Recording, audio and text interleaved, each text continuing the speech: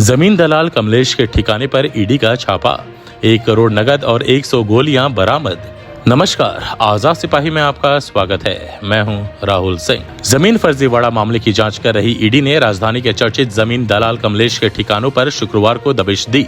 जानकारी के अनुसार छापे में 1 करोड़ नगद और 100 कारतूस की बरामदगी हुई है। भूमि घोटाला मामले में कमलेश को ईडी ने पूछताछ के लिए समन भेजा था। समन पर उपस्थित होने के बदले वह फरार चल रहा था। ईडी की टीम ने कांके रोड स्थित एस्टर ग्रीन अपार्टमेंट में कमलेश के फ्लैट में सुबह छापा मारा। उसने यह फ्लैट किराए पर ले रखा था। इसके अलावा कमलेश से जुड़े अन्य ठिकानों पर भी ईडी की अलग अलग टीम पहुंची। जमीन माफिया कमलेश रांची में पुलिस के कुछ अधिकारियों के संरक्षण में सरकारी जमीन पर कब्जे का बेरोक टोक धंधा करता है।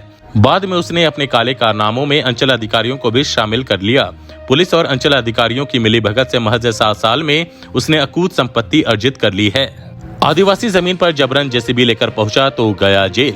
कांके थाना पुलिस ने रिवर व्यू गार्डन के मालिक और जमीन दलाल कमलेश को अक्टूबर 2021 में गिरफ्तार किया था। उस समय वह कांके के चामा नगरी में एक आदिवासी जमीन पर जबरन कब्जा करने की नीयत से जेसीबी लेकर पहुंचा था। जमीन मालिक की सूचना पर पुलिस ने कमलेश के साथ अन्य लोगों को भी गिरफ्तार किया था। मूल रूप से जमशेदपुर के सीताराम डेरा थाना क्षेत्र के भुइयाडीह निवासी कमलेश का रांची में कोकर के चेशायर होम रोड में अपना मकान है।